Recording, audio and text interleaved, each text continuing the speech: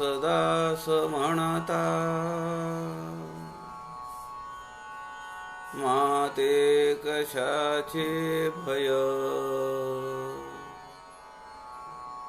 रामा जाईन ज्या स्थळी सुख घरा होईल तेथे जय रामाया भुवनात्रयी तुझ विणा नाही तुझा तारक रामा तू सकलार्थ पूर्ण करीशी तू तात मी बालक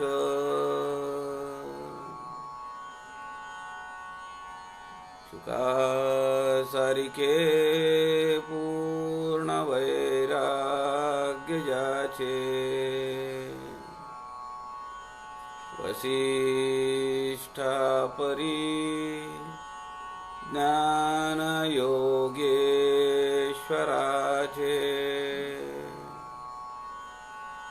कवी वाल्मिकी सारिका मान्य ऐसा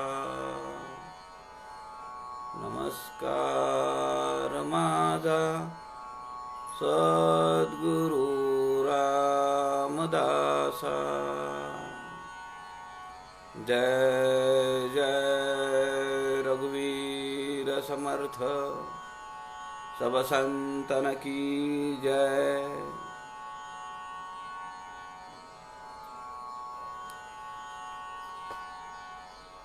सज्जनो नमस्कार।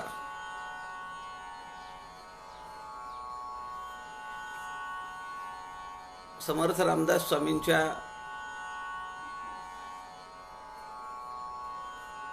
वाङ्मयाचा काव्याचा विचार आपण सध्या करतो आहोत। संत रामदास स्वामी यांनी लिहिलेल्या उपदेशपर कवितांचा अभ्यास सध्या आपण त्याचा अभ्यास करण्याचा प्रयत्न करतो आहोत। संत समागम या फेसबुक लाईव्ह पेजचे सूत्रधार आदरणीय प्रवीणजी शास्त्री यांनी आपल्याला हे व्यासपीठ उपलब्ध करून दिलेलं आहे। समर्थांच्या वाङ्मयाचा सर्वदूर प्रचार प्रसार व्हावा, अभ्यासार्थींना एक वेगळा दृष्टिकोन त्यातून मिळतो का, असा एक प्रयत्न आपण सध्या करतो आहोत। आपण काल पाहिलं, समर्थांनी आपले श्रेष्ठ बंधू गंगाधर पंत यांच्याबद्दल अत्यंत भावुक होऊन अत्यंत आदराने आणि बहारीचं वर्णन आपल्या पत्रातून केलेलं आहे। 2 पत्र समर्थ रामदासांनी श्रेष्ठांना लिहिली।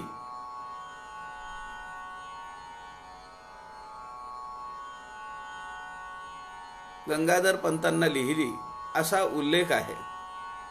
त्यातलं एक पत्र हे चाफळवरून लिहिलेलं आहे आणि दुसरं पत्र हे पंढरपुरातून लिहिलेलं आहे। समर्थांनी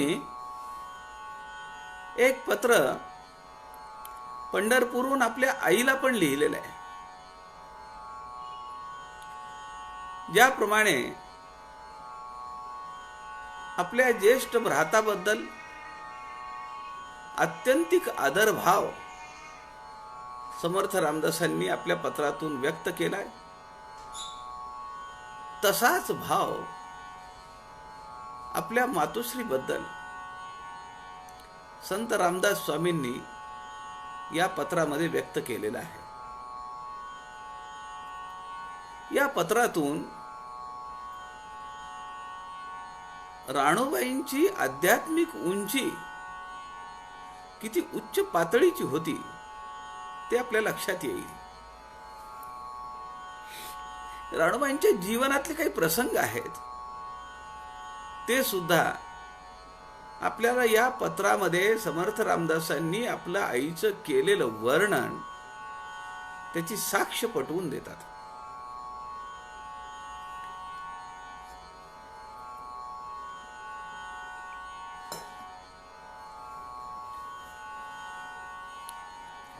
समर्थ रामदासांनी आपल्या आईला लिहिलेलं पत्र हे 11 कडव्यांचं आहे. त्याचा विचार आपण आज करूया.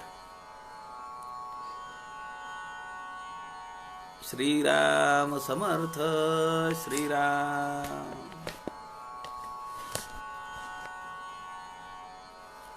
सकळ गुणांचा निधी, निर्गुणाची कार्यसिद्धी, विवेकाची दृढ बुद्धी, तुझे निगुणे श्रीराम. तू भवसिंधूचे तारू, तू भक्तांची आधारू, तू अनाथांचे अवसरू, वैष्णवी माया श्रीराम. तू भावार्थाची जननी, तू विरकता संजीवनी, तू परमार्थाची खाणी, भजनशीळ श्रीराम. तू सर्व सुखांची मूस, तू आनंद रत्नांची मांदूस, तुझे निचुकती सायास संसारीचे श्रीराम. तू परमार्थाविषयी अग्रगण, सद्गुरु दासांचे मंडन, समाधानाची खूण अंतरी वसे श्रीराम. सत्संगासी सदर, भक्ती मार्गासी तत्पर, धूर्त कुशळ अतिसादर, परोपकारी श्रीराम. श्री गुरुभजनी तत्पर, स्वामी कृपा निरंतर, म्हणोनी शुद्ध क्रियेचा उद्धार तुमचे ठाई श्रीराम. आत्मचर्चेची मुकुटमणी, अत्यंत सादरता निरूपणी, बोलणे अमृतवाणी, मृदू वचनी श्रीराम. विवेक निधी केवळ, अंतरशुद्ध निर्मळ, ज्ञानदीप प्रबळ तुमचे ठाई श्रीराम. क्रिया शुद्ध निर्मळ मन, निराभिमानी परमसज्जन, निरंतर अनुसंधान अंतरी वसे श्रीराम. भावार्थाचे आगरू, प्रबळ शांतीचा सागरू, पाहता उपमे मेरू, तोही उणा श्रीराम. असं हे सगळं वर्णन समर्थांनी आपल्या मातोश्रींबद्दल केलेलं आहे.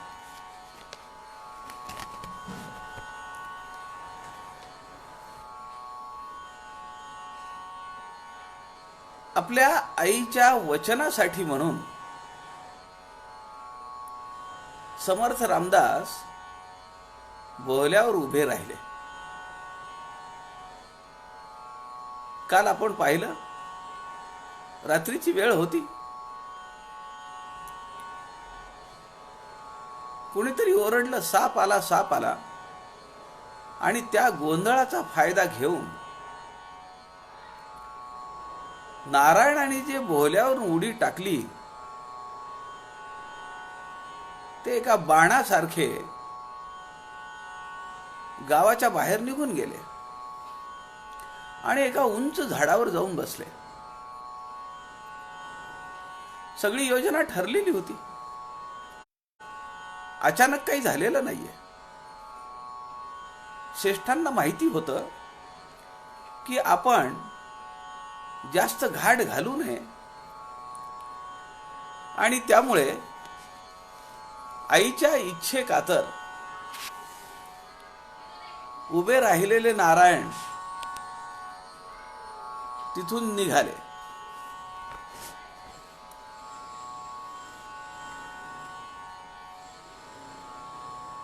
एक वर्षभराखाली, वर्ष दीड वर्षाचं अंतर आहे.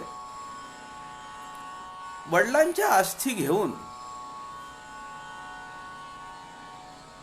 नारायण थोरल्या बंधूसह नाशिकला आलेला होता. त्यामुळे कुठून कसं जायचंय हे माहिती होतं. नाशिकला जायचंय. मंडळी मशाली घेऊन आली. उजेडामध्ये शोधकार्य चालू आहे. नवरदेव गेला कुठे? सख्या मामाची मुलगी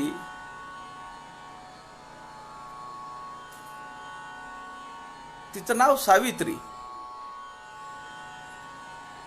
आता नवरदेव पळून गेला, त्या मुलीचं काय करायचं? अशा अनेक आख्यायिका आहेत. एक आख्यायिका माझ्या वाचनात ऐकण्यात आलेली आहे. ही सावित्री नंतर शिवाजी महाराजांच्या सैन्यात दाखल झाली. मोठा पराक्रम तिने केला आणि मग तिची आणि समर्थांची गाठभेट झाली. याला केवळ मनोरंजन असं म्हणता येईल. इतिहास असा सांगतो, दुसऱ्या दिवशी सकाळी एका बिजवराशी सावित्रीचं लग्न झालं. लोक एक म्हणतात, आक्षेप घेतात की समर्थ रामदासांनी आपल्या होणाऱ्या पत्नीवर अन्याय केला. पत्नी होणारी झालेली नाहीये, नंबर 1.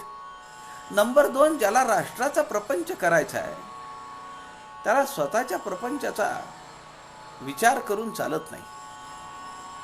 या भावनेने समर्थ तिथून निघाले आणि एका उंच झाडावर जाऊन बसले. आणि त्या ठिकाणी लोक आले, शोधाशोध केली, पण मुलगा काही सापडत नाहीये म्हणल्यानंतर ते निघून गेले.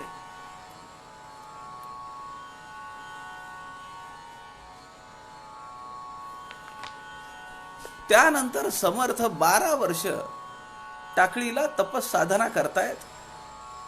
त्यानंतर 12 वर्ष समर्थ भारताची परिक्रमा करतायत, देशाची परिक्रमा करतायत. जवळपास 36 वर्षानंतर समर्थ आपल्या जांबेला आलेले आहेत.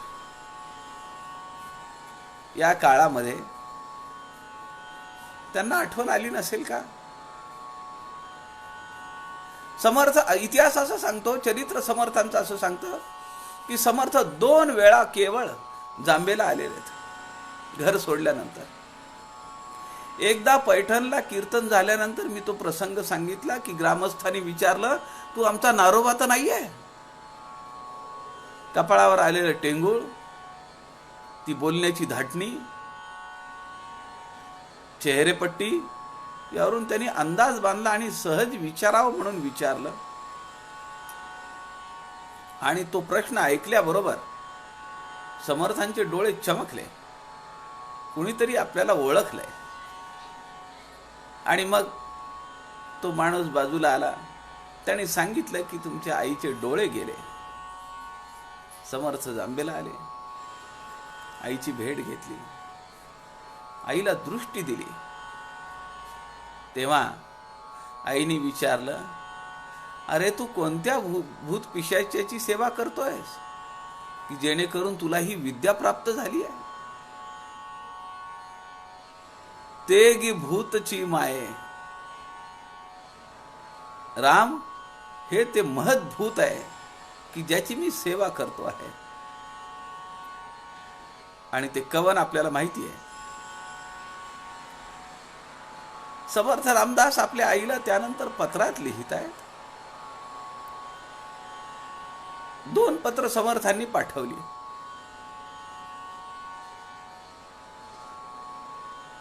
समर्थ आपल्या आईला लिहित आहे, सकळ गुणांचा निधी, निर्गुणाची कार्यसिद्धी, विवेकाची दृढ बुद्धी तुझे नियोगे. खरं तर हे आईचं वर्णन आहे का आईमुळे मिळालेल्या सद्गुणांची कृतज्ञता आहे.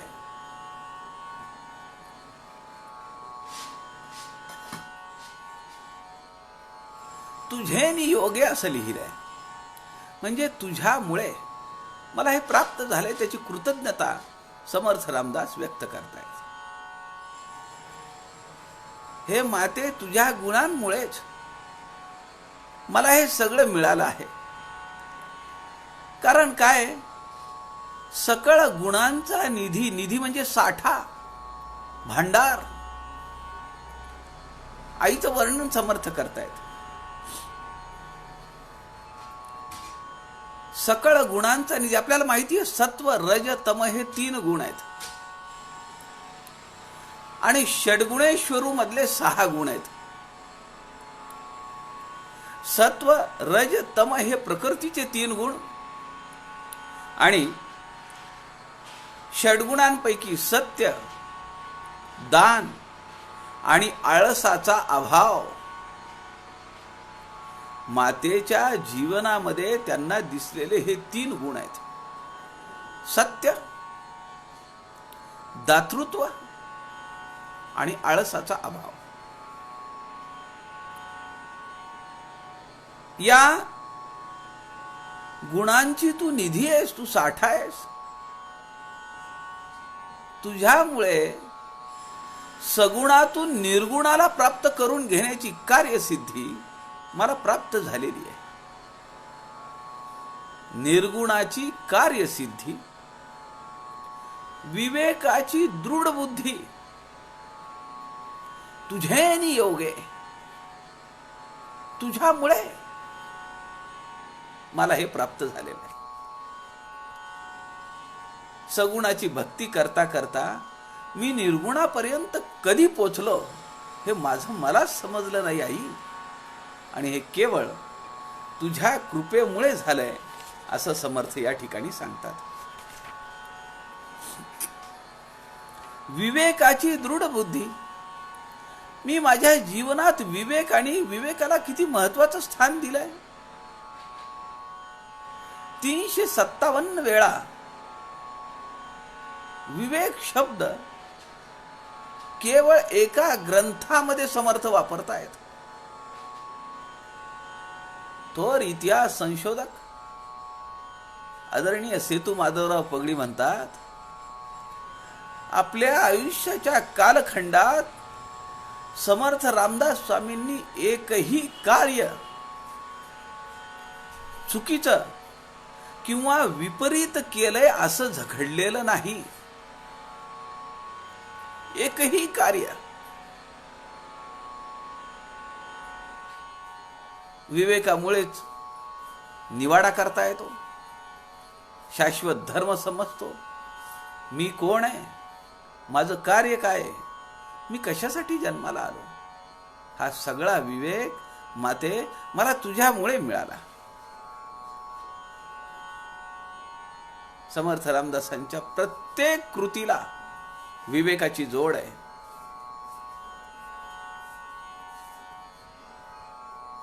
पुढे समर्थ म्हणतात, तू भवसिंधूचे तारू, तू भक्तांची आधारू, तू अनाथांचे अवसरू, वैष्णवी माया. माते, या भवसागरातून तरुण जाण्यासाठी आवश्यक असणारी नाव तू आहेस. तू भवसिंधूचे तारू, तू भक्तांची आधारू. जशी नाव लागते तसा एक सद्गुरू पण लागतो, नावाडी पण लागतो. या भवसागरातून पलीकडे जाण्यासाठी मला मिळालेली तू एक नाव आहेस, तू एक नावाडी आहेस, तू सद्गुरू आहेस माझी. अनेक अनाथांचा आश्रयस्थान असणारी तू वैष्णवी माया आहेस. अनेक भक्तांना आधार देणारी तू आहेस. गुरुरूपी नावाडी आणि भक्तिरूपी नाव तू मला तुझ्या जीवनातून माझ्या कार्यसिद्धीसाठी मिळवून दिलेली आहे. ज्यांचं कुणीही नाही, जसं आपण काल पाहिलं की श्रेष्ठांनी परोपकाराचा कळस गाठला. समाज शरण वृत्तीनं कार्यरत असणारे, कुलकर्णी पण चालवणारे गंगाधर पंत आहेत, तशाच मातोश्री आहेत.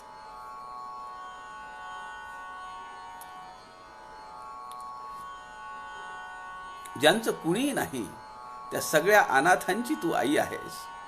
तू अनाथांचे अवसरू वैष्णवी माया, विष्णूंची वैष्णवी माया तू आहेस.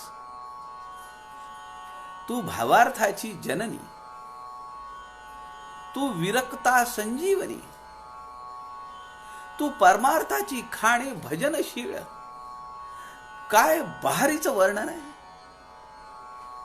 एक एक शब्द काय पेरलेला आहे समर्थ रामदासांनी. तू भावार्थाची जननी. आपल्याला माहिती आहे समर्थ रामदास आपल्या आईला भाव आणि अर्थ यांची जननी म्हणतायत. हे माते, तू मानवी जीवनातल्या अष्टसिद्धी भाव, अष्टभाव त्यांची तू जननी आहेस. मानवी जीवनाचे 3 अर्थ आहेत, त्या अर्थांची तू आई आहेस, जननी आहेस. तू विरक्ता संजीवनी आहेस. जो विरक्त असतो, संन्याशी असतो, त्याला स्वतःच्या आयुष्याबद्दल काही लागत नाही. तो मृतवत असतो. एका अर्थाने वैराग्याच्या अत्युच्च पातळीवर गेलेला हा जीवात्मा तो आपल्या जीवनाकडे एका प्रेताप्रमाणेच पाहतो. अशा मृतवत देहाला, मृतवत देह मांडणाऱ्या साधूला, विरक्ताला तू चैतन्य देणारी संजीवनी आहेस. तू परमार्थाची खाणी आहेस, खाण आहेस. 8 प्रकारचे भाव आहेत आणि 3 प्रकारचे अर्थ आहेत. आपण म्हणतो अष्टसात्विक भाव माझे जागृत झाले. एखादा प्रसंग असा असतो, एखाद्या पवित्र स्थळावर आपण गेलो, सज्जनगडला जा, गोंदवल्याला जा, शिवथरघळीत जा. एकांतात बसल्यानंतर आपल्याला आपले अष्टसात्विक भाव जागृत झालेले वाटतात. स्वेद, घाम येतो. अष्टसात्विक भावामध्ये स्वेद, घाम येतो. स्तंभ म्हणजे शरीर ताठर बनतं. एक वेगळी अनुभूती यायला लागते. कंप, तिथल्या त्या स्पंदनांनी आपल्या देहाला कंप येतो. आपण पाहिलं 2 महिन्याखाली प्रभू श्रीरामचंद्रांच्या भव्य मंदिराचा शिलान्यास करताना माननीय पंतप्रधान मोदीजी, गुरुजी त्यांना सांगत होते की संकल्प सोडा, आणि त्यांनी त्या हातावर पाणी टाकलं. आपण जर सूक्ष्म दृष्टीनं पाहिलं असेल तर आपल्या लक्षात येईल की त्यावेळी माननीय पंतप्रधान मोदींचा हात असा कापत होता. अष्टसात्विक भाव जागृत होत होते. कंप, अंगावर रोमांच येतात. रोमांच, स्वरभेद, आवाजाला कातरता येते. बोलताना शब्द हा जड वाटतो, त्याला एक वेगळी धार असते आणि त्या शब्दाला कातरता येते. आवाजात होणारा बदल आहे. वैवर्ण्य म्हणजे फिके पडणे. अष्टसात्विक भाव जागृत झाले, चेहऱ्यावर लालिमा वगैरे काही येत नाही, निस्तेज झाल्यासारखं वाटतं. कारण समोरचं तेज जे आहे ते दिव्य तेज आहे. त्याच्या समोर आपण फिके पडलो आहोत, ही एक नम्रतेची भावना आहे. डोळ्यामध्ये अश्रू येतात. आणि आठवा भाव जो आहे त्याला म्हणतात प्रलय, त्यालाच मूर्छा असं म्हणतात. हे सगळे अष्टसात्विक भाव समर्थ म्हणतायत, तू या भावाची जननी आहेस, भावार्थाची जननी. भाव आणि अर्थ तीन अर्थ आहेत. कुठलाही शब्द घ्या तुम्ही, पहिला असतो वाच्यार्थ, दुसरा असतो लक्षार्थ आणि तिसरा अर्थ असतो व्यंगार्थ.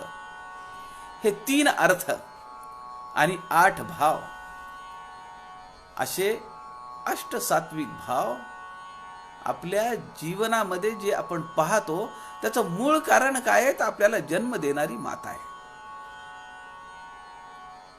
पुढे समर्थ म्हणतात, विरक्तांना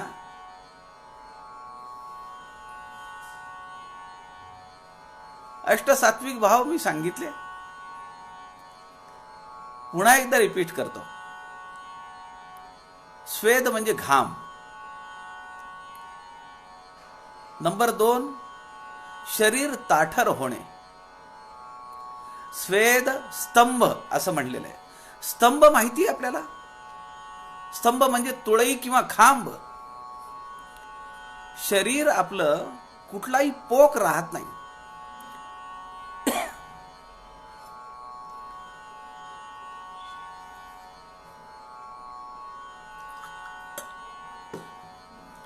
ते खांबासारखं ताठर होतं.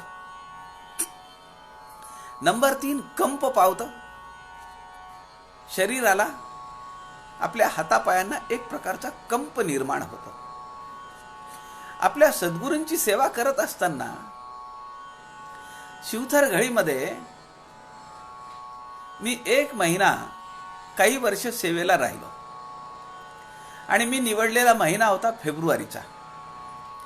फेब्रुवारीमध्ये बऱ्याच वेळा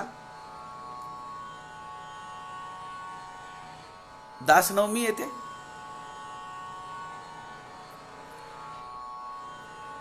किंवा दासबोध जयंती येते, आणि काही वेळा हे दोन्ही उत्सव येतात फेब्रुवारी महिन्यात.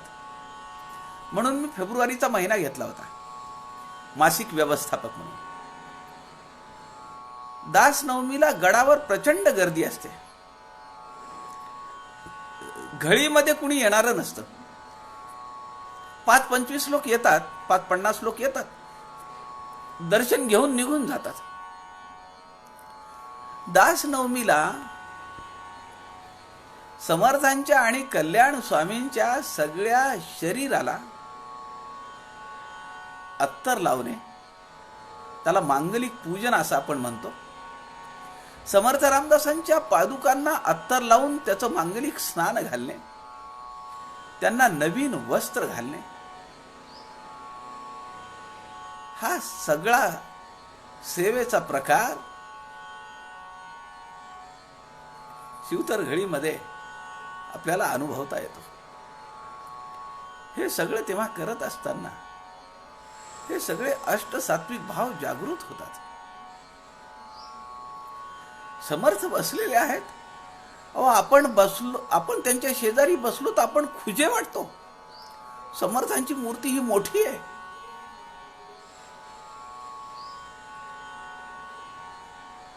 लांबून दर्शन घेतो, आपल्या लक्षात येत नाही.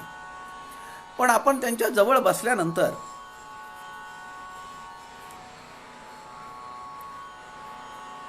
आपण त्यांच्या जवळ बसल्यानंतर त्यांचा मोठा देह आपल्या शेजारी बसलेला आहे ही जाणीव होते. वस्त्र सगळी काढली, सगळ्या अंगाला अत्तर लावलं, नवीन वस्त्र स्वच्छ ती परिधान करायची, पूजा करायची. हा आनंद, हे समाधान त्या पवित्र वास्तूच्या स्पंदनामध्ये आपण घेतल्यानंतर हे सगळे अष्टसात्विक भाव आपले जागृत होतात. स्वेद, स्तंभ, कंप, रोमांच, अंगावर काटा आल्यासारखा येतो. स्वरभेद, आपण एखादं स्तोत्र म्हणत असू, आपोआप आपल्या स्तोत्रांच्या शब्दांना कातरता येते. त्याला स्वरभेद किंवा आवाजातील बदल असं म्हणलेलं आहे. त्या मूर्तीच्या तेजाच्या समोर आपला देह, आपल्या शरीरातील चैतन्य फिकं पडतंय का काय असं वाटतं. त्याला वैवर्ण्य असं म्हणतात. वैवर्ण्य. 7, डोळ्यामध्ये अश्रू येतात.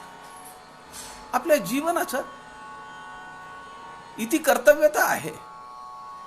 आपल्या जीवनाचं एक अत्यंत कृतार्थ क्षण आहे असं आपल्याला वाटतं.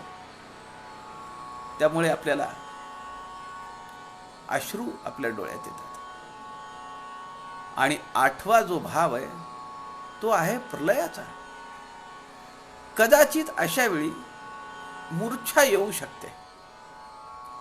आपण पाहतो अक्कलकोटला, माहूरला आरती चालू झाली की काही जणांच्या अंगामध्ये, आपण त्याला असं म्हणतो की संचार झाला आणि मूर्छा येऊन अशा व्यक्ती खाली पडतात. असे हे अष्टसात्विक भाव आहेत. प्रत्येक शब्दाला वाच्यार्थ, लक्ष्यार्थ आणि व्यंगार्थ असे 3 अर्थ आहेत. आपण आतापर्यंत शब्दार्थ, वाच्यार्थ आणि गूढार्थ असे 3 अर्थही पाहिले. हे 3 अर्थ आणि अष्टसात्विक भाव यांची जननी म्हणजे माझी माता आहे असं समर्थ म्हणतात. माझ्यासारख्या विरक्तांना, अत्यंत वैराग्यपूर्ण जीवन जगणाऱ्यांना संजीवनीचं काम करणारी माझी माता आहे. मला तुम्ही सांगा, ठाकूर गेले,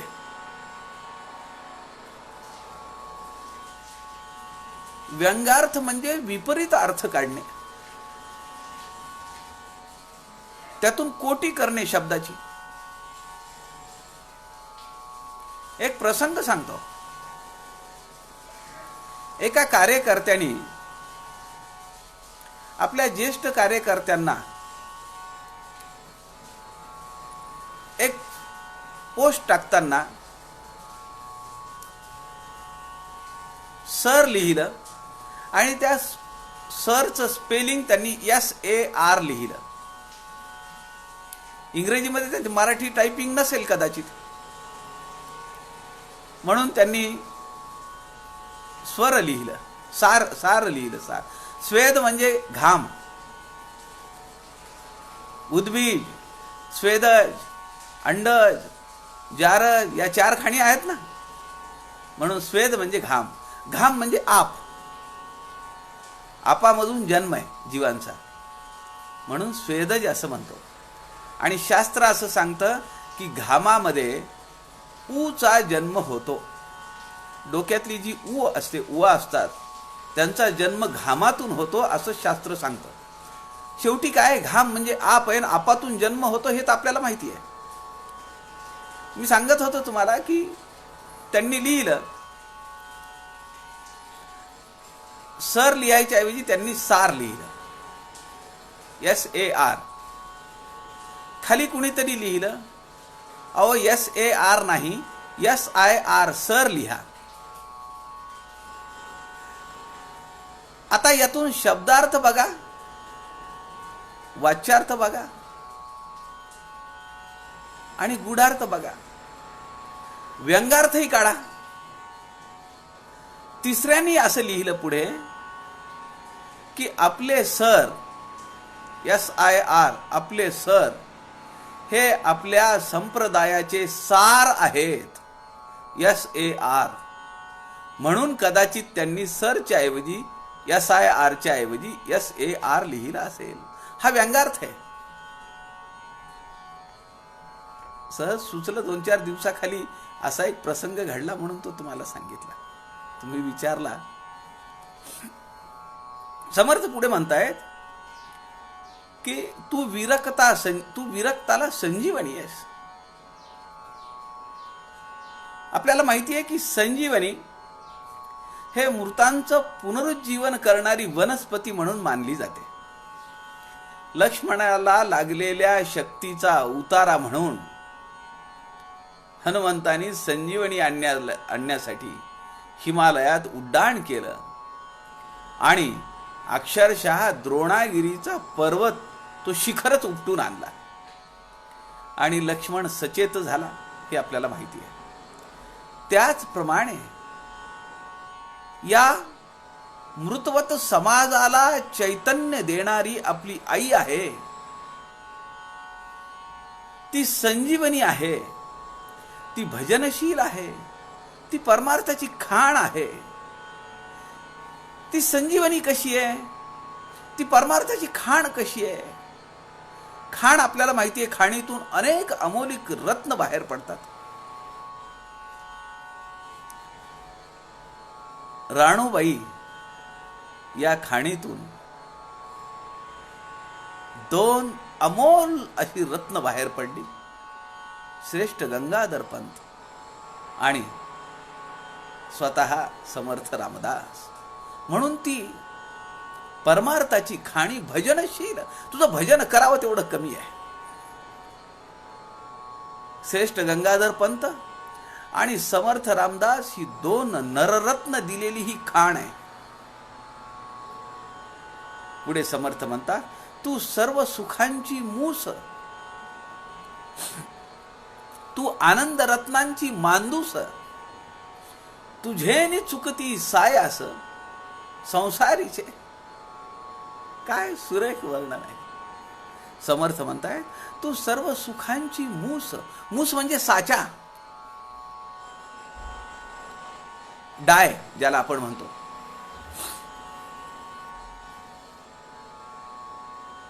साच्यामध्ये अनेक प्रकार, त्या साच्यामध्ये जे मटेरियल घालाल तुम्ही तसं तयार होऊन बाहेर पडतात.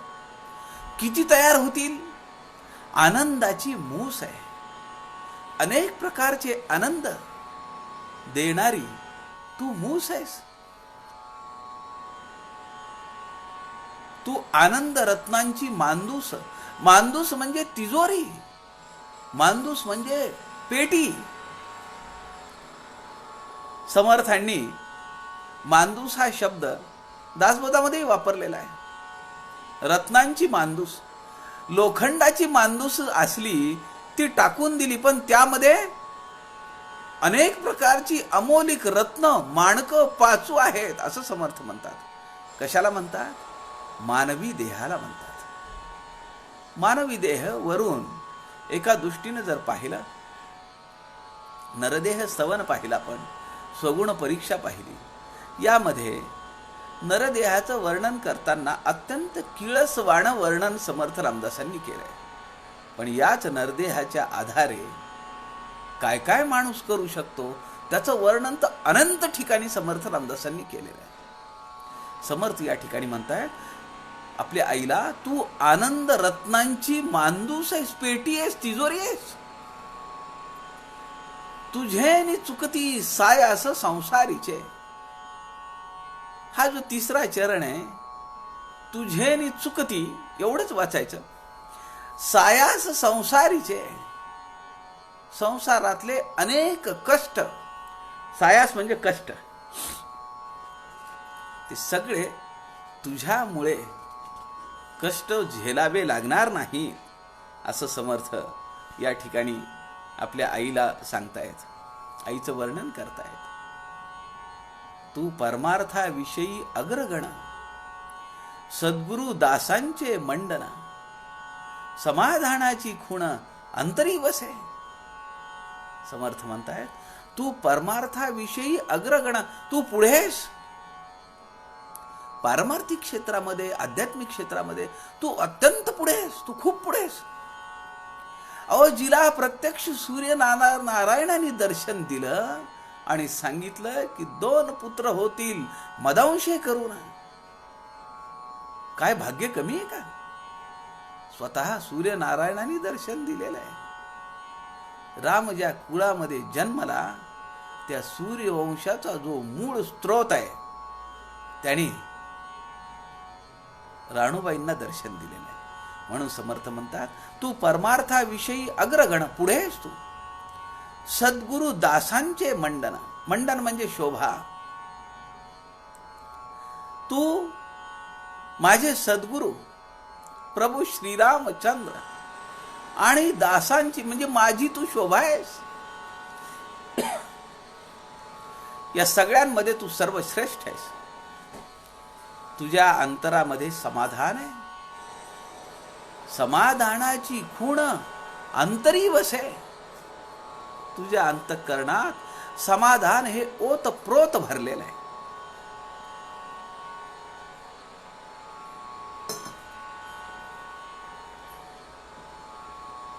आणि ते समाधान माझ्या हृदयामध्ये कायम वास्तव्याला आलेलं आहे.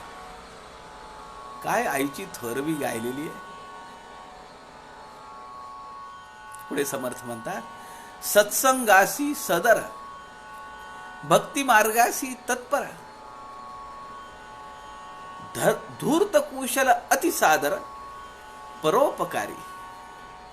जसे श्रेष्ठ परोपकार वृत्तीचे आहेत तशाच मातोश्री राणूबाई परोपकार वृत्तीच्या आहेत. सत्संगासी सदर, सदर म्हणजे सीमा, बाउंड्री, लिमिट क्रॉस केलेलं आहे सत्संगासाठी. भक्ती मार्गासी तत्पर, पोटात कळा येत आहेत पण आपल्या यजमानांना त्या म्हणायला नाहीत आजचं कीर्तन राहू द्या, कशाला जाता मंदिरात, मला वेदना असह्य होत आहेत. समर्थांचं बाळणपण जेव्हा होतं, समर्थ जेव्हा राणूबाईंच्या उदरी वाढत होते, रामनवमीच्या दिवशी आपल्या देवघरामध्ये, मंदिरामध्ये मोठा उत्सव चालू आहे आणि राणूबाईंना वेदना होत आहेत, प्रसव वेदना होत आहेत, लेबर पेन होत आहेत. त्यांनी आडा नाही, त्याच्यामध्ये खोडा नाही घातला.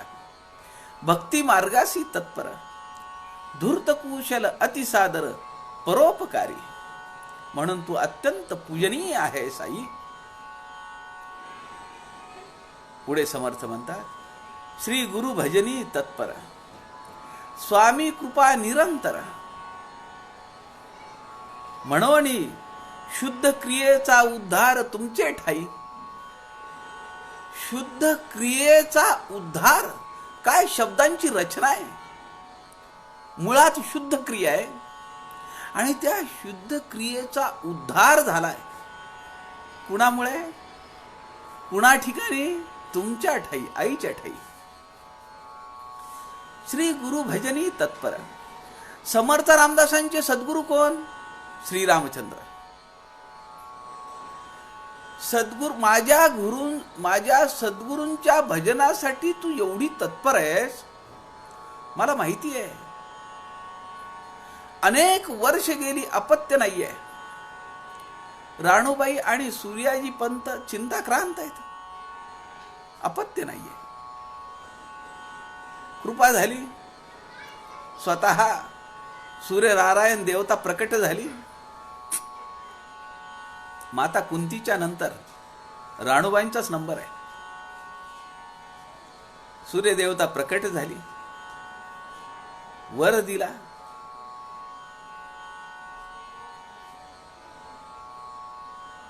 दिवस संपत आलेले आहेत. भांजी गोसावी आपल्या मुलीला बाळंतपणासाठी घेऊन जाण्यासाठी आसनगावला आलेले आहेत. 7-8 किलोमीटरचं अंतर आहे, फार अंतर नाही आहे. तुम्ही जांबेला जाल पुढे तर निश्चितपणे आसनगावला जा. तिथं ते बोहलं आहे, ज्या बोहल्यावरून नारायण सावधान म्हणता क्षणी पळून गेले. ते आसनगावचं बोहलं त्या ठिकाणी आहे.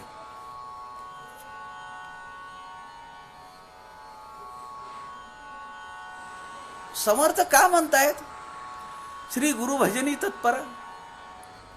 आपले वडील आलेत न्यायला. पहिलं बाळांपण आहे, खूप वर्षानंतर होत आहे, म्हणून वडील न्यायला आले. पण राणूबाई गेल्या नाहीत माहेरी. पहिलं बाळांपण सुद्धा जांबेला झालेलं आहे. प्रथा आहे ना हो, पहिलं बाळांपणाला लेकीला माहेरी घेऊन यायचं. का नाही गेल्या? प्रभू श्रीरामचंद्रांच्या सेवेमध्ये खंड पडू नये म्हणून त्या गेल्या नाहीत.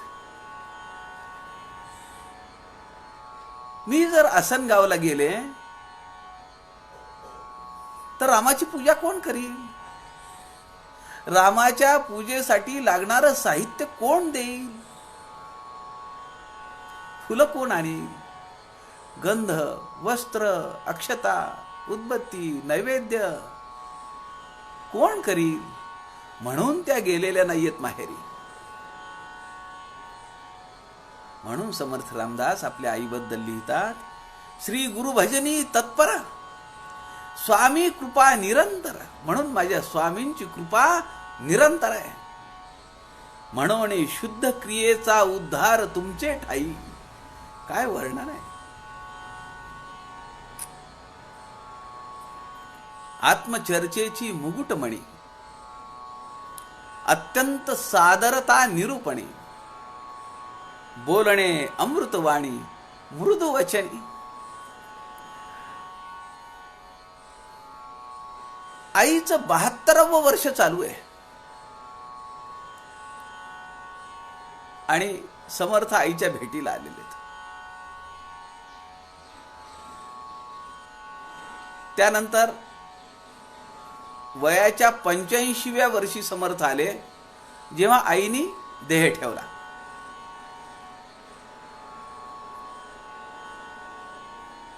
बारा 13 वर्षापूर्वी,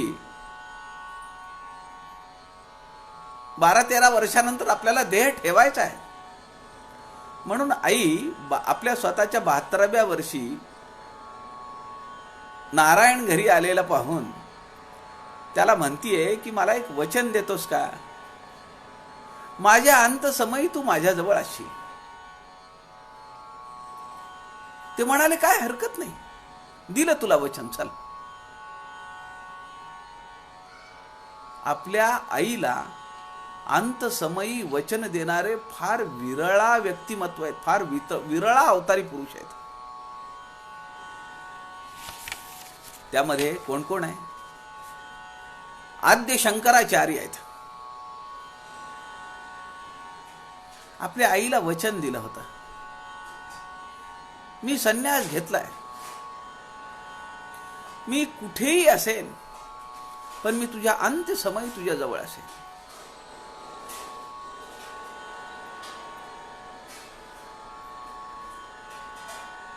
आचार्य बद्री केदारला आहेत, बद्रीनाथाला आहेत, आणि त्यांच्या लक्षात आलं की आपली मातोश्री अत्यवस्थ आहे. तिथून ते निघाले आणि कालेडीला आले.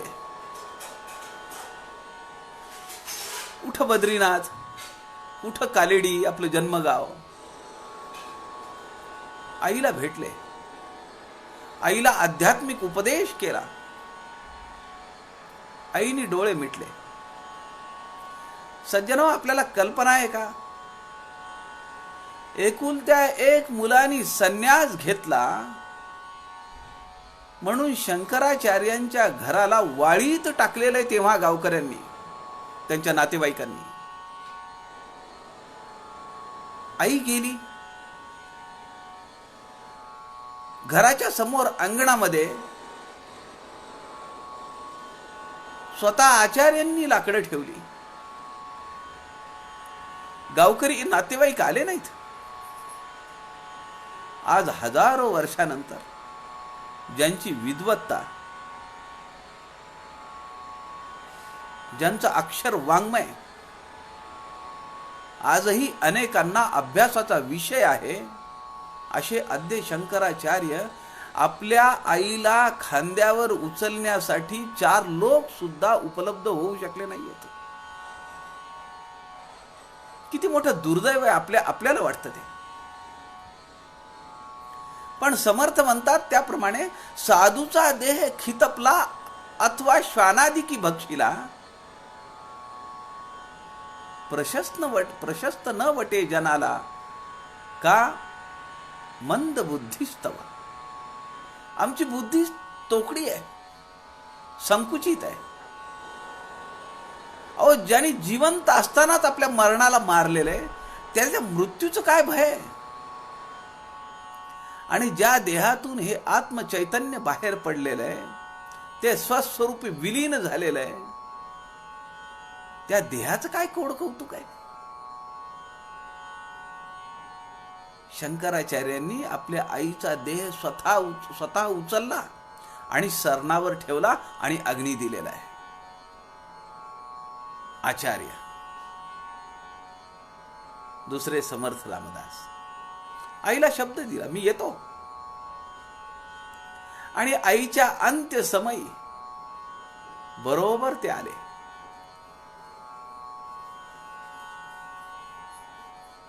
आईला उपदेश केला.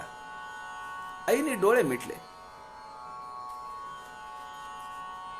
स्वतः श्रीरामचंद्र म्हणतात, जननी जन्मभूमिश्च स्वर्गादपि गरीयसी. आईचं थोरपण किती आहे. अपिचेत स्वर्णमयी लंका नमे लक्ष्मण रोचते. अरे, सुवर्णभूमी ही काय करायची आहे लंका.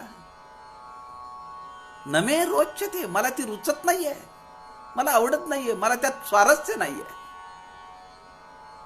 माझी आई आणि माझी जन्मभूमी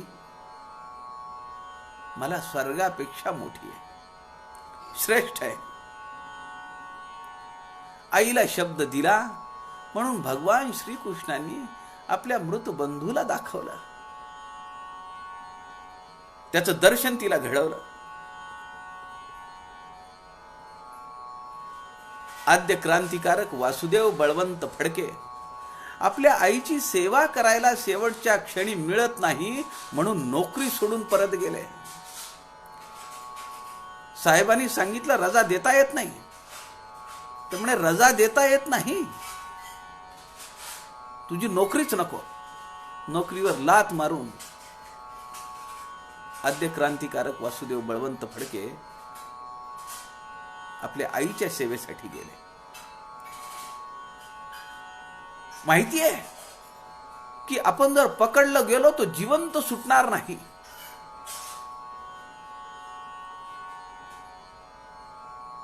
तरी ब्रायटनच्या समुद्र किनाऱ्यावर काचेतून उडी मारून, टॉयलेटच्या काचेतून समुद्रात उडी मारणारे ने मजसी ने मातृभूमीला सागरा प्राण तळमळला म्हणणारे स्वातंत्र्यवीर सावरकर आहेत. सावधान म्हणताना बोहल्यावरून पळून गेलेले समर्थ परत येतात काय, आपल्या आईला दिव्य दृष्टी देतात काय, आणि तुझ्या अंत्यसमयी मी इथे येतो म्हणतात काय. आमचे परमपूजनीय आप्पा स्वामी वरदानंद भारती त्यांनी संन्यास घ्यायचा ठरवला. आईने सांगितलं, तू संन्यास घेशील तर मग माझ्या अंत्यसमयी कसा राहशील. तू तर कुठे कुठे निघून जाशील. तुला हिमालयाची ओढ आहे. पूजनीय आप्पा म्हणाले, नाही होणार आई तसं. मी अंत्यसमयी तुझ्या जवळ राहील. दैवगती निसर्ग चक्र कसं फिरलं. पुढच्या वर्षभराच्या आत संन्यास घ्यायच्या अगोदर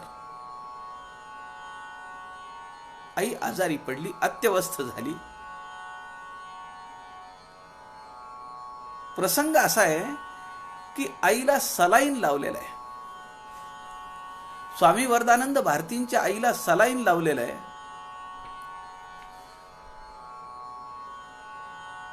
आप्पा बाजूला बसलेले आहेत, थोरले चिरंजीव समोर बसलेले आहेत, शेखर अण्णा. आणि आप्पांच्या मनात काय आलं कुणाला माहिती. त्यांनी आपल्या मुलाला सांगितलं, ती सलाईनची सुई बाजूला काढ. कोण मुलगा म्हणिलो. ज्यांना दिव्य दृष्टी आहे तेच असं करू शकतात. नाही तर शेवटच्या क्षणापर्यंत आम्हाला असं वाटत असतं की माझी आई माझ्यासोबत असली पाहिजे.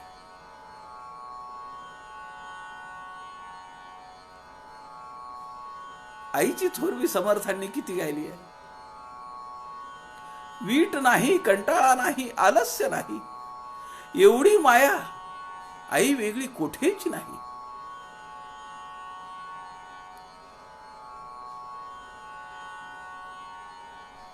आप्पांनी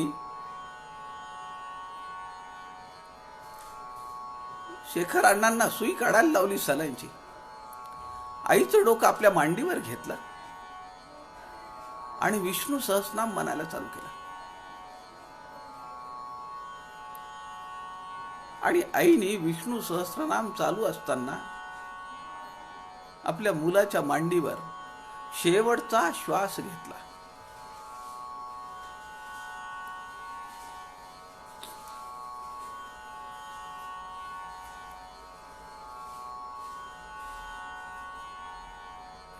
समर्थ होती सुनील दादा चिंचोळकरांची आई अत्यवस्थ झाली, खूप आजारी पडली. आणि साधना सप्ताह आला तोंडावर. शिवथर घळीत जायचंय. अक्कांना शब्द दिलेला आहे.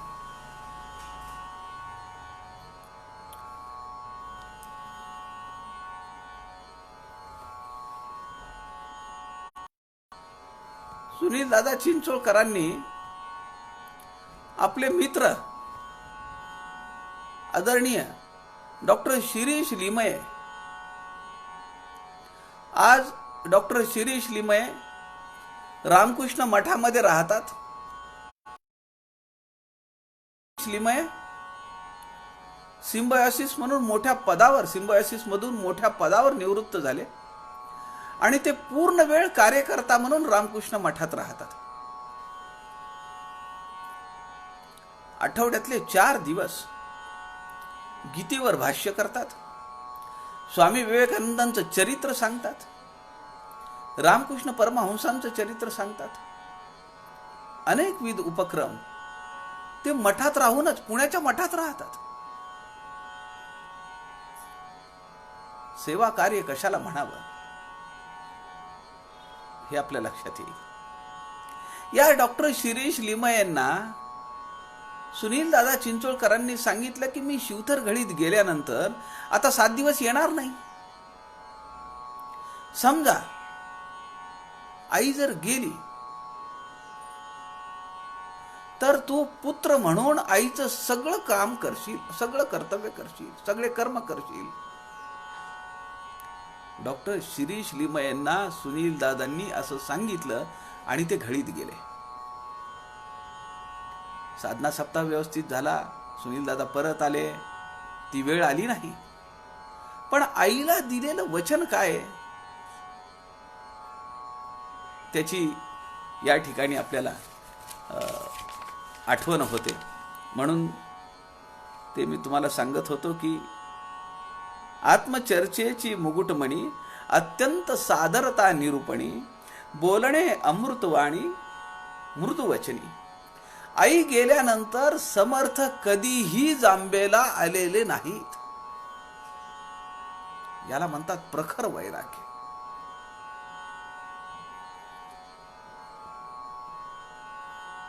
केवळ आई एकच अशी आहे की जिला संन्याशाचा नमस्कार सांगितलाय. संन्याशी केवळ आईला नमस्कार करू शकतो, इतर कुणालाही नाही. किती मोठी व्यक्ती असू द्या,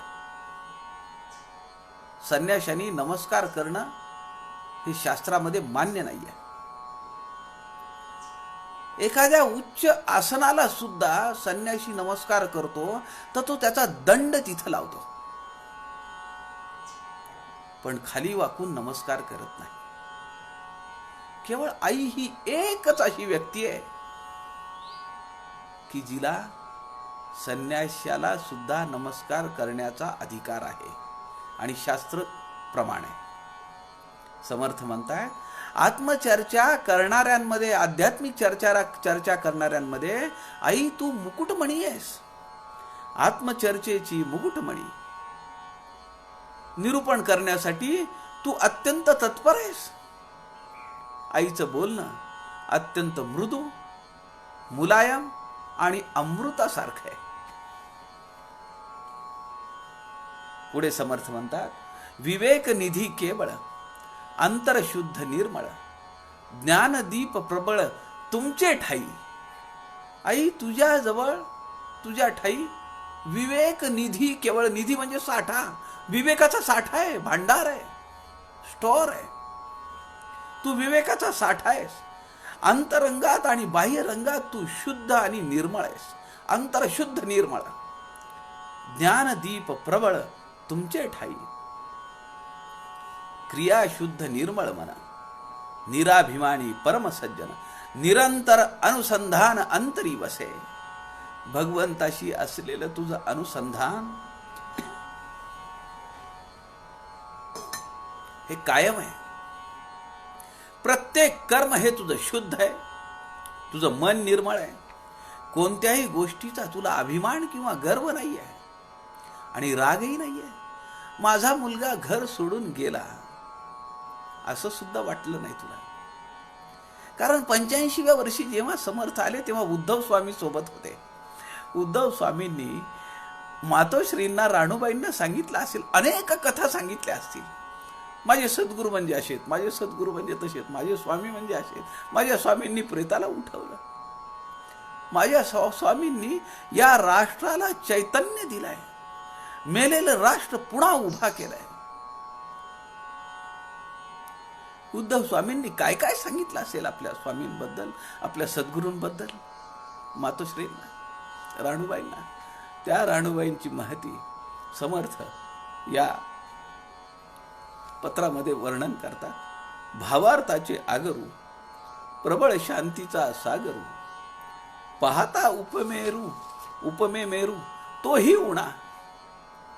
तुझं वर्णन करा, काय करावं.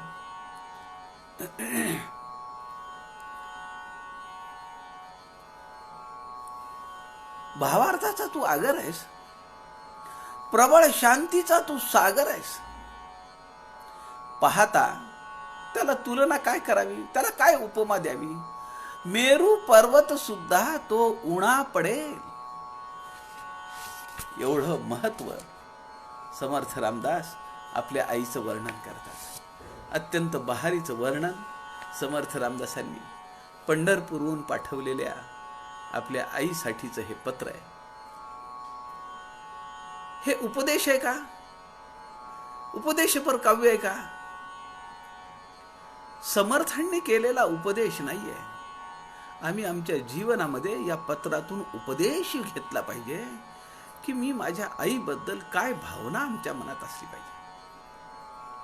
घरात आडगळ नको म्हणून वृद्धाश्रमात ठेवणारी आताची पिलावळ या पत्रातून काय बोध घेईल.